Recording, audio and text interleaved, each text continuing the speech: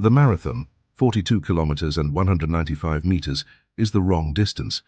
The original Greek run was shorter. The myth, Pheidippides ran from Marathon to Athens in 490 BC, said we have won, and dropped dead. That distance is about 40 kilometers.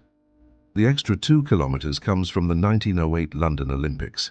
The organizers wanted to start at Windsor Castle, so the royal children could watch from the windows. They measured the route to the royal box. It came out to 26 miles, 385 yards. Every marathon since has used that distance. An entire global sport runs the wrong distance because the royals wanted a better view. Subscribe. Tomorrow the Spartan Agoge, children at 7 beaten on purpose.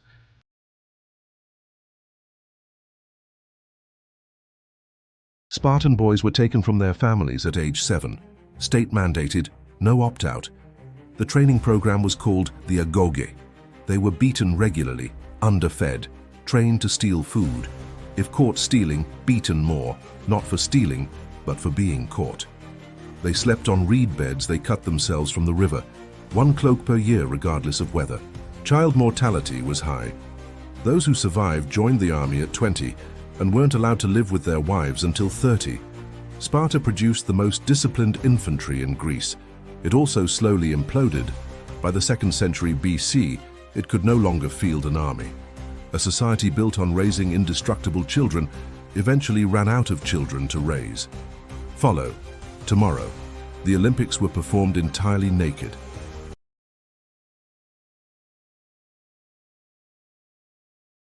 The original Olympics were performed entirely naked. The Greek word gymnasium literally means naked place. Athletes oiled themselves in olive oil before competing.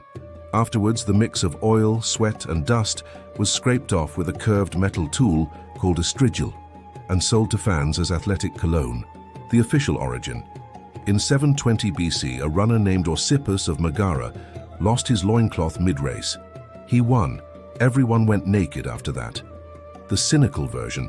It prevented women from sneaking in disguised as athletes. The punishment for a married woman caught at the games was being thrown from a cliff. Western sports tradition is technically a long apology for one lost loincloth in 720 BC. Subscribe.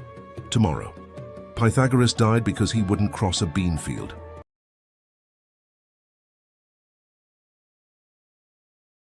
Pythagoras was a famous mathematician and a cult leader.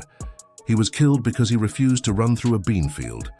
The Pythagorean Brotherhood had strict rules: no mirrors by lamplight, no stirring fires with knives, and no beans, ever. Pythagoras believed beans were vehicles for transmigrating human souls. When his enemies cornered him, he was chased to the edge of a bean field. He refused to enter it. They killed him there. The cult also reportedly drowned one of their own, Hippasus, for proving that irrational numbers exist. Their philosophy held that all numbers were rational. The greatest mathematician of antiquity died because he refused to cut through a vegetable patch. Follow in tomorrow. Plato invented Atlantis on purpose. Then everyone went hunting for it.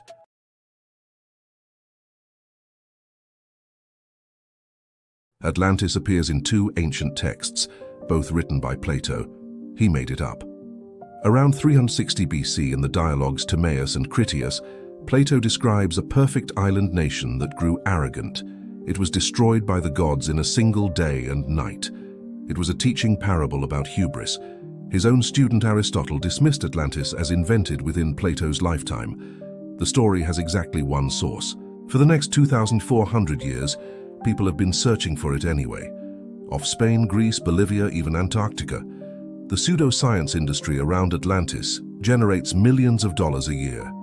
The most famous lost civilization in history is one a philosopher invented to make a point about manners. Subscribe. Tomorrow, a 2,000-year-old Greek computer that no one understood until the 1970s.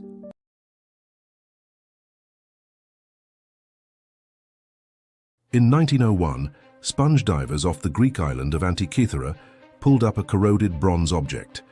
It took 70 years to figure out what it was. The Antikythera mechanism, at least 30 interlocking bronze gears, built around 100 BC, lost in a shipwreck around 60 BC.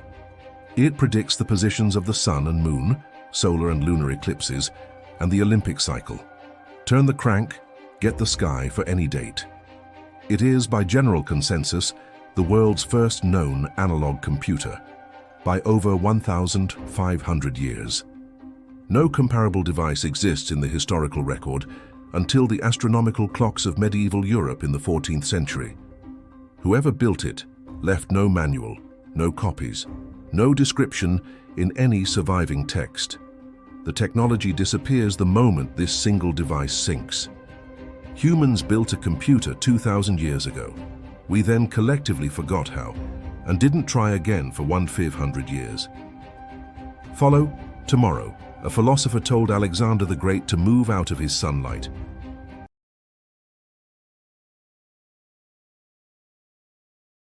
Diogenes lived in a large clay wine jar in the busy marketplace of Athens. He owned absolutely nothing and mocked everyone, especially the dignified Plato. He founded the Cynic school of philosophy. The word cynic comes from kynikos, meaning dog-like. Diogenes didn't just accept the label, he embraced it.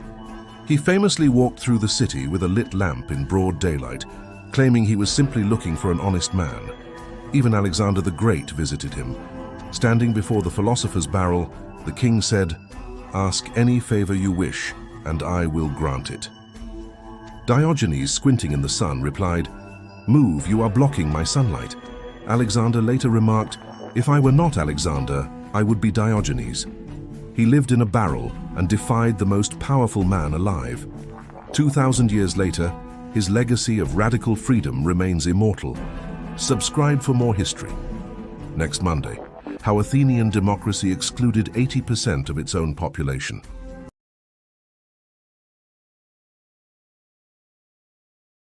Athens is celebrated as the birthplace of democracy. By modern standards, it was almost entirely an oligarchy. Citizen status was restricted to free adult males born to 2 Athenian parents. Women, foreign residents, and the enslaved population were excluded. Free male citizens were maybe 30,000 to 60,000, out of a total population of over 300,000. That makes Athenian democracy roughly 10 to 20% inclusive at its widest. The enslaved population alone was 80,000 to 100,000, and the silver mines at Laurion were worked by enslaved miners whose life expectancy was measured in months. The civilization that invented voting also invented the trick of leaving most of the people out of it. Follow tomorrow. A Greek mathematician measured the earth with a stick.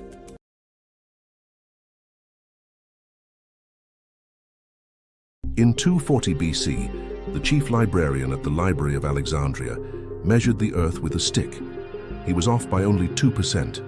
Eratosthenes knew that in Syene, at noon on the summer solstice, the sun shone straight down a deep well with no shadow. The same day in Alexandria, 800 kilometers north, vertical sticks cast a 7.2-degree shadow. 7.2 degrees is 1/50th of a circle. He multiplied 800 kilometers by 50. He got 40,000 kilometers. The Earth's actual polar circumference is 40,008 kilometers. He did this 1,750 years before Magellan circumnavigated the planet, with a stick, from a library. One Greek mathematician used a shadow to measure the planet. Modern science has been trying to catch up to that elegance ever since. Subscribe. Tomorrow we explore how Alexander the Great's body was preserved in honey and stolen.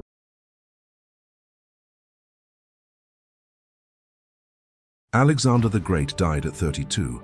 His body was preserved in honey. One of his generals stole it. Babylon, 323 BC. Alexander had conquered an empire stretching from Greece to the Indus River. Cause of death still debated: malaria, typhoid, or poisoning. His body was submerged in honey.